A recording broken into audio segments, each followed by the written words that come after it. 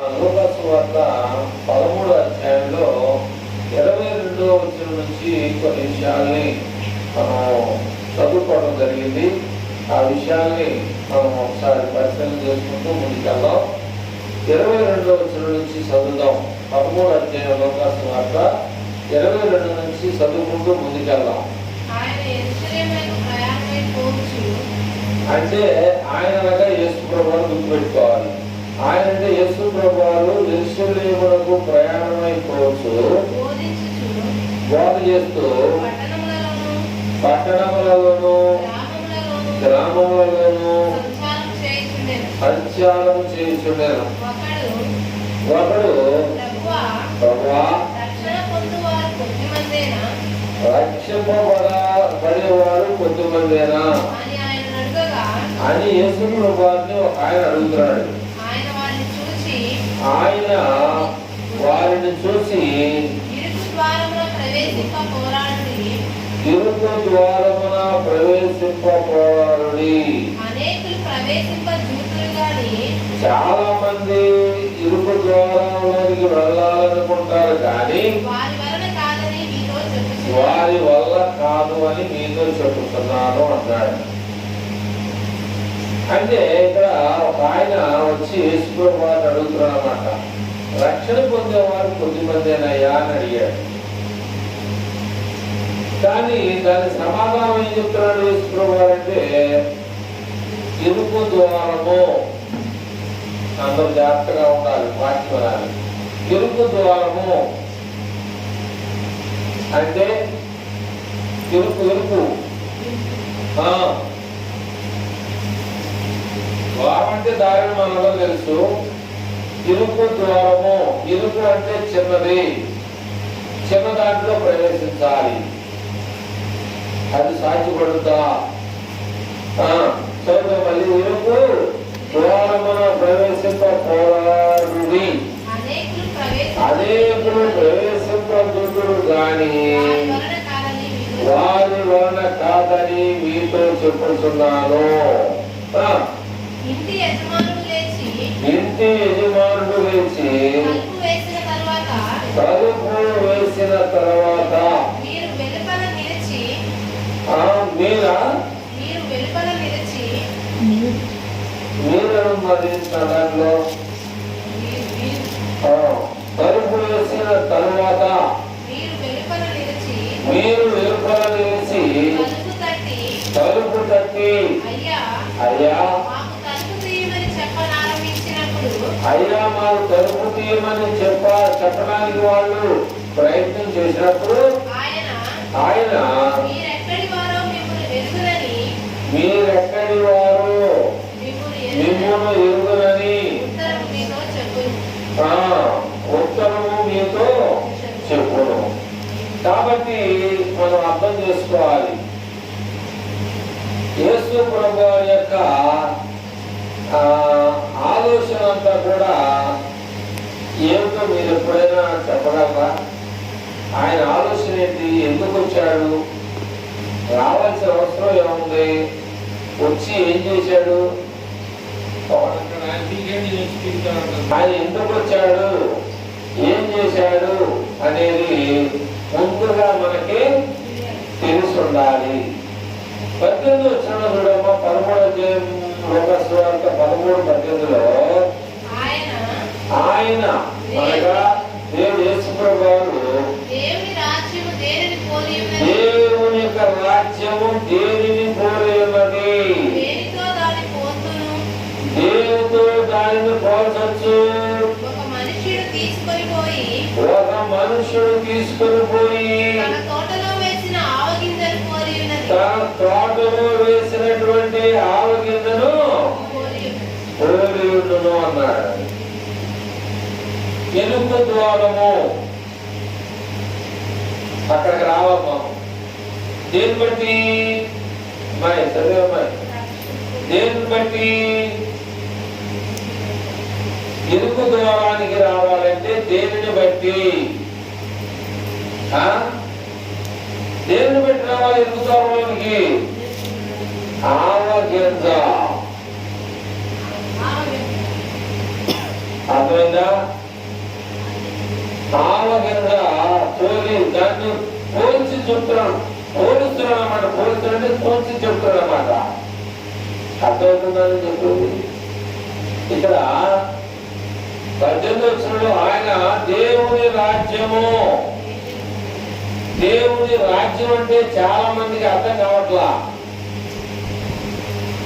దేవుని రాజ్యము అనగా ఆయన సంఘము, అది దేవుని పోలుంది. అది దేవుని రాజ్యంలోకి రావాలంటే ఇరుకుగా ఉంటది అన్నాడు.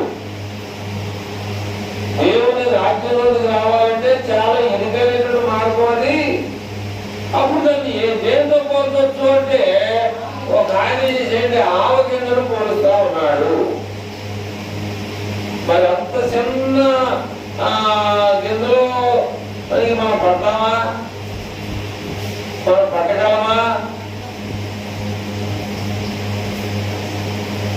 మరి ఏంటో గొడ్లు ఉతికే పిండుతారు చూడు. అర్థమవుతుందా? గొడ్లు ఉతికిందంతా పిండుతారా?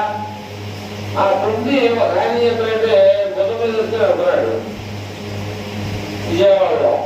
ఏంటంటే లేడీస్ ప్యాంట్లు అండి అవి ఎంత రబ్బర్ లాగా సాగు చేశారు. నేనేమనుకున్నా ఆడతాను కదా నేను. అట్లాగే అది సాగొచ్చు కానీ ఆవగింజ కావాల్సి వచ్చి ఆ ఓడేసిన వాటికి చూపిస్తారు కానీ నాకు అవసరం లేదు. అది చూడలేదు ఎప్పుడు చూసారా? మెలేసిన ప్యాంట్ మా కొట్లు పిండేసి మెలేసినట్టు చూసావా? చిన్నప్పుడు మమ్మల్ని ఏం చేసేవాడంటే సగం వంటేసేసి అన్ని ఉదాహరణ మీద ఉంటే పెట్టుకొని ఆకలు దులుకొని దండల మీద చెట్ల మీద దండలు లేకపోతే అట్లా కంపల మీద గుమ్మదాటి కంపాలు ఉండేది మాకు. మా చిన్నప్పుడు ఉండేది. మీరు పండితే దొరుకుతుంది గుమ్మదాటి చెట్టు. ఆ కంపల మీద ఆరేసుకుంటూ ఉండేవాడు అనమాట. ఎక్కువ దండాలు కట్టుకొని పొద్దున వెళ్ళేసి పనికిపోవాలి కాబట్టి అలాగే చేసుకుంటూ ఉండేవాడు అనమాట. ఆడేం చెప్పాడు? పొద్దున వేసుకెళ్తాడు. గుడ్లాగంటే వెళ్తాడు అనుకున్నాను నేను. కానీ అవి ప్యాంట్లు ఉన్న సంగతి తర్వాత తెలిసిందనమాట. అట్లాగే ఈ దేవుని యొక్క రాజ్యము వాళ్ళ ప్యాంట్ అన్నా ఎవరికైతే దాంట్లో దూరవచ్చు. మరి ఆ విధంగా అయిపోయింది చిన్నగా అర్థమవుతుంది. ఆ విధంగా ఎవరి బయట మరి తీసుకెళ్ళి ఒక రైతు ఒక మనిషి తీసుకెళ్ళేటంటే దేవుని రాజ్యం దేని కోరుకుంటాయంటే ఆ విధంగానే కోరుస్తా ఉన్నాడు. అక్కడ ఆవుగింజకి ఒక చరిత్ర ఉంది. ఆవుగింజకి చరిత్ర ఉందన్నమాట. ఆవుగింజ చెట్టు ఉంది కదా, దాని మీద మామూలుగా చెట్లు అవుతాయండి. దాని మీద పోసిద్ది కదా. ఆ కింద చదువుకుంటూ ముందుకు ఎక్కడికి 24 లక్షలు అయిపోయిందా? ఇరుపు దూరం అనేది చూసావా? 25. ఇంటి యజమానుడు తలుపు తీసి ఏం చేయమన్నాడు? మేము కూడా లోపలికి వస్తామయ్యా, మేము కూడా లోపలికి వస్తాము, తలుపు తీయమని చెప్పేసి వీళ్ళు బయట ఉన్న వాళ్ళు ఏం చేస్తారంటే తలుపు పడుతున్నారు. అందుకనే మాకు బైబిల్ ట్రైనింగ్ లో ఉన్నప్పుడు చెప్పినటువంటి మాట ఏంటంటే గ్రీకు భాషలో ఎక్లేసియా అంటే పిలువబడుట, అంటే లోనికి రమ్మని పిలవడం అన్నమాట తెలుగులో.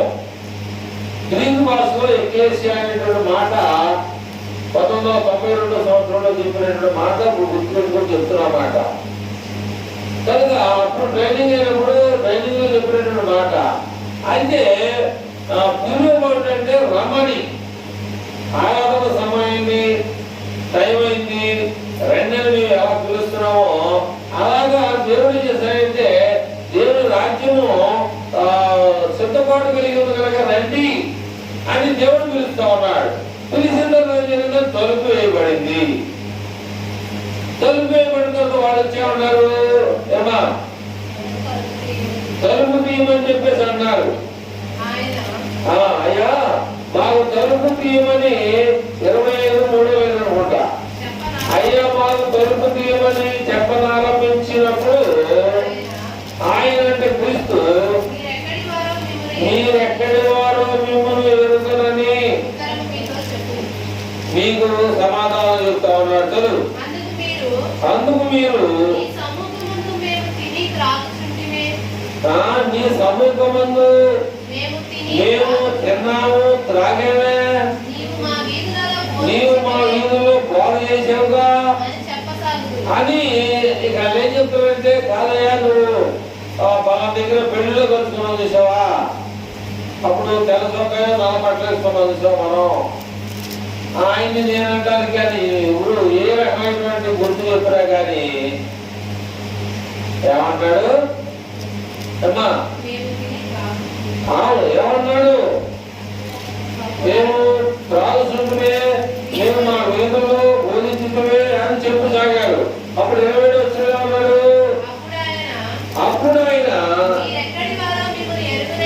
మీరెక్కడి వారు మిమ్మల్ని ఎరుగనని మీతో చెప్పొచ్చు. అయితే చూశాడు ఆయన, వాళ్ళే చూశాడు లేదా, చూశాడు. మరి ఎందుకని తలుపు ఇట్లా, ఎందుకని తలుపు ఇట్లా? ఆయన బోధిస్తుంటే వచ్చి ఎలా, ఇంకెవరల్లా,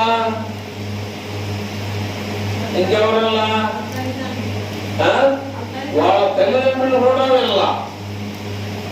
మీరెవరో నాకు తెలియదు అన్నాడు. అమ్మ నాన్న కూడా అన్నమాట. అలా అనొచ్చా, ఎంతో మంది అనుకోవచ్చు. కానీ ఆయన ఏమన్నాడు తెలుసా,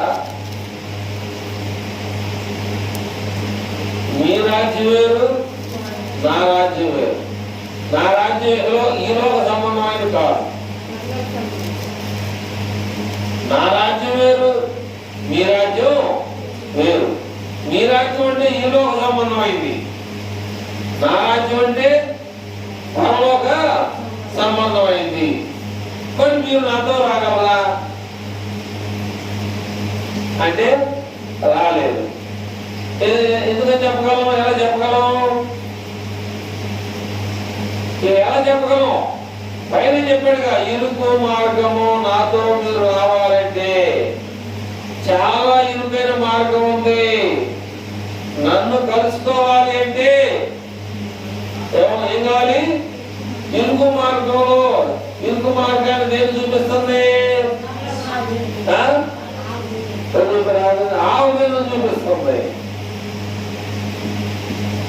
ఆవులను తగ్గుతామని మనం తగ్గుతామా, తగ్గలేవుగా. తగ్గలేము, ఎంతవరకు తగ్గలేము, తగ్గలేము. కనుక దేవుని యొక్క మాటలు ఎలా ఉంటాయంటే కళాఖండిగా ఉంటాయి అన్నమాట. నేరుగా చెప్పేది అవన్నీ కూడా మీరు బైబిల్లో ఉన్నాయి లేవా అది చూసుకోవాలి. మీరు చూసుకోకపోయినప్పుడు మీకే ఇబ్బంది. ఎందుకని యేసు ప్రభువు చెప్పాడు, ఏమని, గుడ్డివాడు ఉంటే ఎదురైన గుండె పడతారు. అందుకని ఏం చేయాలంటే ఒక తెలియగలవాడు ఒక తెలివి తక్కువ ఉండాలి. తెలియగలిగిన తెలివి తక్కువ చెప్తా ఉంటాడు. అట్లాగే ఇక్కడ దేవుడు వాక్యం చెప్పుకుంటే, అయ్యా నువ్వు మా వీధుల్లో వచ్చావు, నువ్వు మమ్మల్ని చూసావు, మేము మిమ్మల్ని చూసాము, మరి మేము లోపలికి రావాలని అనుకున్నాము, తలుపు తీయమని చెప్పేసరి వాళ్ళు అక్కడ కంగారు పెడుతూ వాళ్ళు గోల్ చేస్తున్నారు. అప్పుడు ఆయన ఏమన్నాడంటే, అక్రమము చేయు మీరందరూ నా యొద్ద నుండి తొలగిపోండి చెప్పాడు. అక్రమము అంటే ఏంటంటే క్రమము అనేటువంటిది ఉండాలి. క్రమము అనేది లేకపోతే మనం ఇక దేవుని రాజ్యానికి వారసులు కాలేము. ఎన్నో కొంత నమ్మని చెప్తున్నాం. అర్థమైందా? క్రమం అంటే ఒక పద్ధతి, క్రమం అనేది ఏంటంటే ఒక పద్ధతి. ఇప్పుడు బొబ్బ సిస్టమ్ పెట్టాడు, ఏం చేస్తారమ్మా? అక్రమము. నా దగ్గర నుంచి ఏమన్నాడంటే తొలగిపోండి అని చెప్పాడు. చదువు ఏం వచ్చిన అబ్రహాము, ఇస్సాకు, యాకోబులను, సకల ప్రవక్తులను దేవుని యొక్క రాజ్యములు ఉండుటయు, మీరు బయటికి వెలుపలనగా బయటకు త్రోయబడుటయు, మీరు చూసినప్పుడు మీరు ఏడ్చుచు పండ్లు కొరుకుతురు. కాబట్టి ఏం చేస్తారంట? చివరికి ఎవరు పట్టించుకోరు, ఇంకెవరు పట్టించుకోరు. యేసు ప్రభు ఎంత మంచోడో అంత చెడ్డోడని అనకూడదు, కానీ నేను పట్టించుకోడు. ఎందుకని? తీర్పు అనేది జరిగిపోయింది, జడ్జిమెంట్ అనేది జరిగిపోయిన తర్వాత మనం ఎంతో ప్రయాసపడినా కూడా జరగని పని అనమాట. కాబట్టి జడ్జిమెంట్ జరగకముందే మనం ఏం చేయాలంటే సిద్ధపాటు కలిగి ఉండాలి. సిద్ధపాటు అనేది లేకపోతే మనకే ప్రమాదం. దేవుడు చెప్పేది ఏంటంటే మార్కు సువార్త 16వ అధ్యాయము 15, 16, 17, 18లో ఆయన కళాఖండిగా చెప్పాడు. మార్కు సువార్తలో చూద్దాం. అక్కడ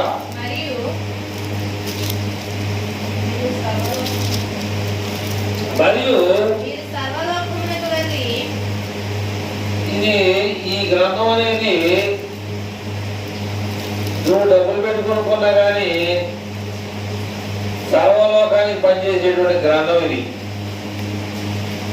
అర్థమైందా? నువ్వు గోల్డ్ బైబిల్ కొనుక్కోవచ్చు, సిల్వర్ బైబిల్ కొనుక్కోవచ్చు, అనేకమైనటువంటి వాల్యూ కలిగినటువంటి బైబిల్ కొనుక్కోవచ్చు, కానీ చదవకపోతే వేస్ట్. గోల్డ్ బైబిల్ కొనుక్కొని ఇంట్లో పూజ చేస్తే సుఖంగా ఉంటాయి. చదవాలి. దీన్ని తెలిస్తే ఏం కనబడితే? బైబిల్ తెలిస్తే ఏం కనబడితే? దేవుడు కనపడతాడు. రాత్రి నీ కల్లో కనపడింది దేవుడు కాదు. నువ్వు అనుకుని నిద్రపోతే ఆయన అదే రీతిలో నీకు రావచ్చు. ఈ బైబిల్ నువ్వు ఎప్పుడైతే తీసి చదివేవో నువ్వు దేవుడితో మాట్లాడతావనే విషయాన్ని గుర్తుపెట్టుకోవాలి. ఆ విషయం ఎక్కడ ఉందంటే యోహాను సువార్త 1వ అధ్యాయం 1వ వచనం తీసిన తర్వాత ఇందాక ఏదో చెప్పారుగా, ఆది యందు వాక్యం ఉందంట. వాక్యం అనేది దేవుని యొద్ద ఉంది. ఆ వాక్యము ఏమై ఉన్నాడు?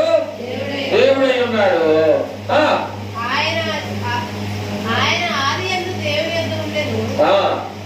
సమస్తమును ఆయన మూలముగా కలిగెను, కలిగి ఉన్నదేది ఆయన లేకుండా కలగలేదు. ఆయనలో జీవముండెను, ఆ జీవము మనుషులకు వెలుగై ఉండెను.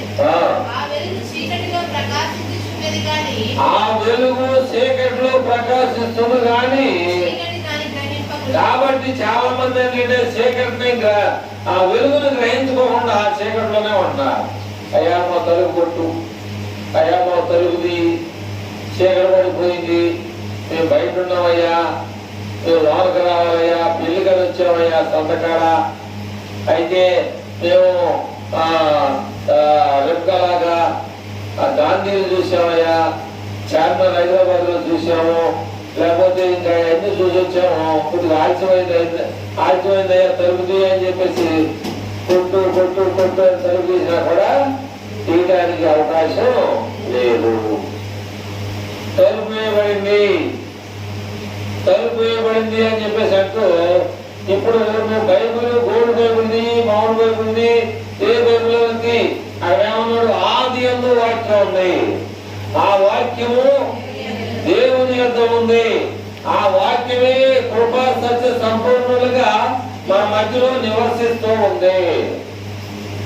ఆ వాక్యం బతికించే వాక్యం అన్నమాట. అది జీవం కలిగిన వాక్యము. ఇందాక వాక్యం చెప్పాను చూడు, ఏంటది? మార్కు సువార్త 16:15 నుంచి మనం చదివాం కదా, చదువుతున్నాం కదా, చదువు ఒకసారి.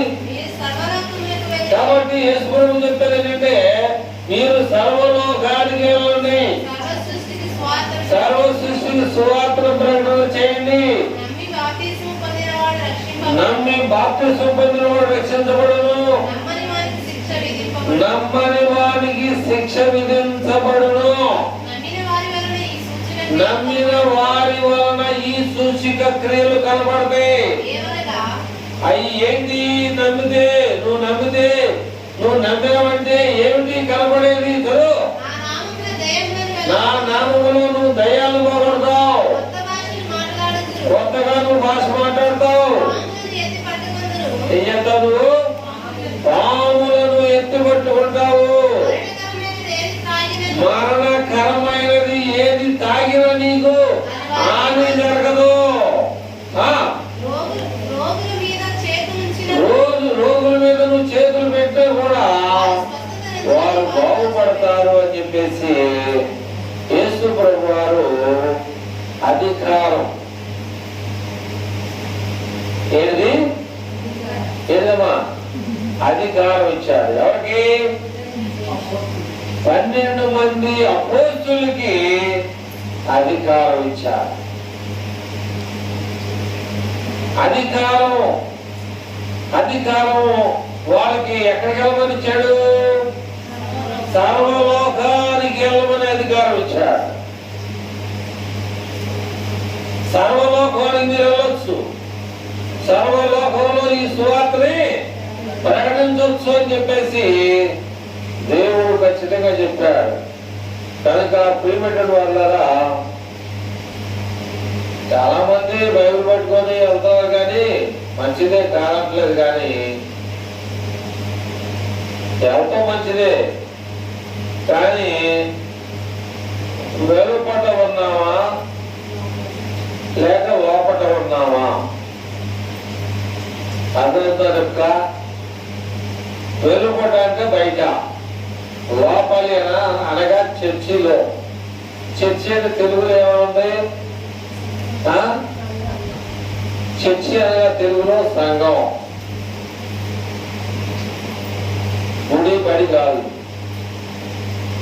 చర్చి అనగా తెలుగులో సంఘము. బైబిల్లో ఉందో చోట చూపించిన జ్యేష్ఠుల సంఘం అని, పితరుల సంఘం అని, ఇలాగా అనేకమైనటువంటి విషయాలు పాత నిబంధనలో చెప్పుకుంటూ వచ్చారు. కానీ కొత్త నిబంధనకు వచ్చేవారికి యేసు ప్రభు వారు ఏమన్నారంటే, ఇది నాది అన్నాడు. దేవుని యొక్క రాజ్యం అనేది నాది అన్నాడు. నేను సంపాదించానన్నాడు. నేను సంపాదించాను నా రాజ్యాన్ని అన్నాడు. ఆయన రాజ్యంలో మనం వెళ్ళాలి. నువ్వు ఉత్తరం వెళ్ళా కానీ ఆయన రాజ్యం ఉంది, దక్షిణం వెళ్ళా కానీ ఆయన రాజ్యం ఉంది, తూర్పు పడమర వెళ్ళా కానీ ఆయన ఉన్నాడు. ఎక్కడికి వెళ్ళినా కూడా ఆయన ఉన్నాడు. కానీ మనం తప్పించుకోగలమా? తప్పించుకోలేము. తప్పించుకునే అవకాశం లేదు. మరి తప్పించుకునే అవకాశం లేనప్పుడు మనం ఏం చేయాలి? అంట దేవుడికి లోపడేది ఏది కట్టాలో రాస్తారన్నమాట. ఇవంతే. ఒక బస్సు రోజులో ఒక కాలంలో దూరపోతుందంట, పడిపోయే పరిస్థితుల్లో ఏసయ్యా మమ్మల్ని కాపాడాయని చెప్పేసి వారికి ఖచ్చితంగా ఆ గట్టు చివరికి వెళ్ళేవారికి బ్రేక్ కరెక్ట్గా పడింది. కొంచెం అయితే ఆ కాలంలో దిగాలి. అట్లాగే ఇక మన మార్గం ఏంటంటే ఏసయ్యే. అంతే. మంచి పాట రాశారు మహానుభావం. ఎలాంటి వాడవైనా, నువ్వెంత గరుడవైనా కన్ను మూసే కాలము ఒక రోజు ఉండదని మర్చిపోకూడదు అన్నాడు. నీకు మేడ మిత్రులున్నా నువ్వు ప్రభుత్వం చూడు అన్నాడు.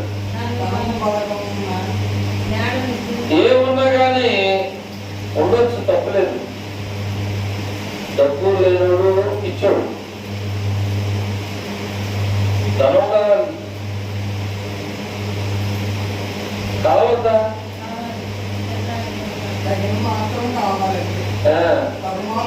ఎక్కువన్నా పర్వాలేదు, డేంజర్ కాదు.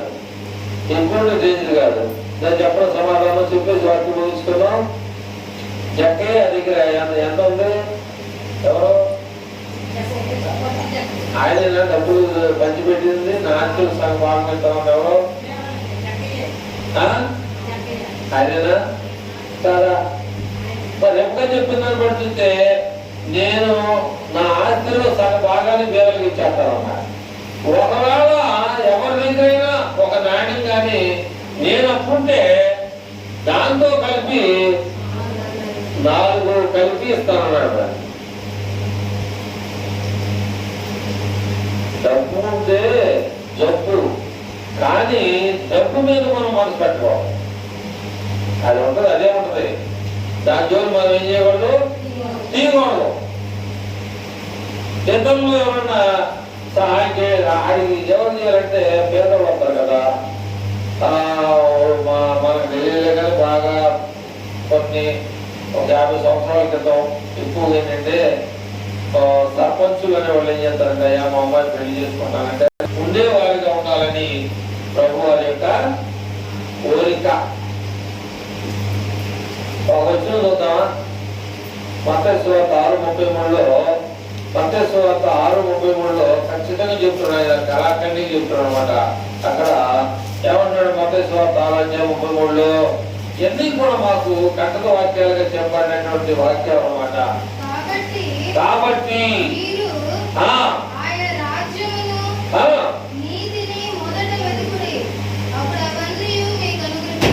మనం తెలుసుకోవాల్సింది ఏంటంటే,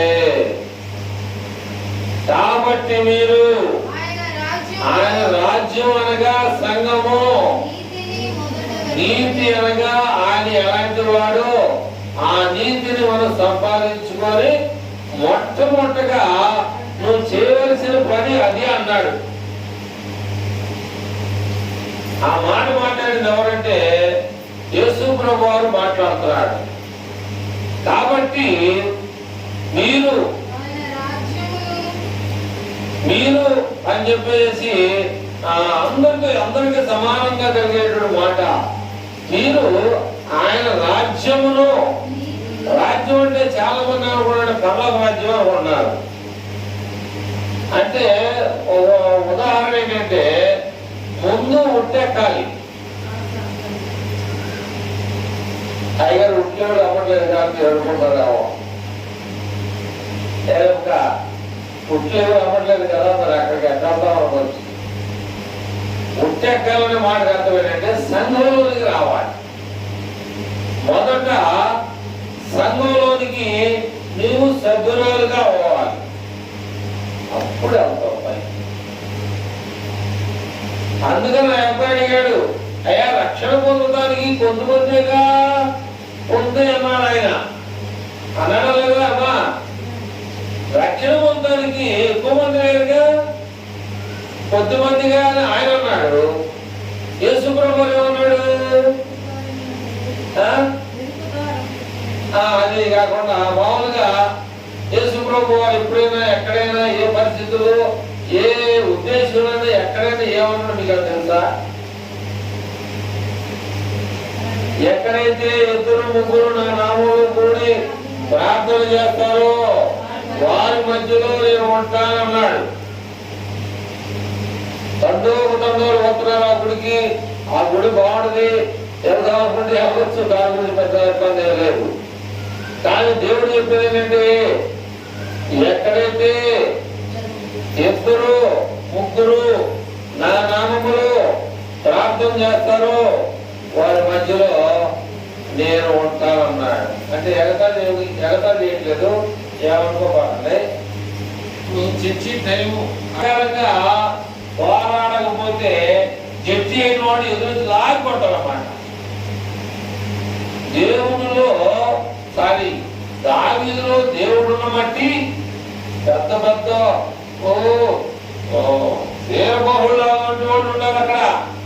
ఎక్కడ? ఏదోలో అంటే గొలియాతును చంపాలని 6 మూరల జాడెత్తున్న మనిషిని చంపడానికి కొన్ని వేల మంది అవసరం వచ్చింది. 6 మూరల జాడెత్తున్న మనిషిని చంపడానికి కొన్ని వేల మంది అవసరం వచ్చింది. కానీ కొట్టివాడైనటువంటి జక్కే లాంటి వాడైనటువంటి దావీదులో దేవుడు ఉన్నాడు. దేవుడు దావీదు యుద్ధం చేసిన తర్వాత యుద్ధము నాది అలా, యుద్ధము యెహోవాది అన్నాడు. అట్లాగే మన జీవితంలో ఏ కార్యం చేసినా కానీ దేవుడు నాకు చేశాడు. దేవుడు మహానుభావుడు, నా పరిస్థితిని చూసి నాకు సహాయం చేశాడు. నా భర్త ద్వారా, నా బిడ్డల ద్వారానో, నా బంధువుల ద్వారానో, నా కుటుంబం ద్వారానో, నా ద్వారానో ఏదో నేను ప్రార్థన చేశా, అయ్యా నాకు పొలాన్ని కావాలి, నా పొలాన్ని అవసరం అయింది అని నేను దేవుడిని అడిగితే దేవుడు నాకు సహాయం చేశాడని అవి మనం చెప్పుకోవాలి.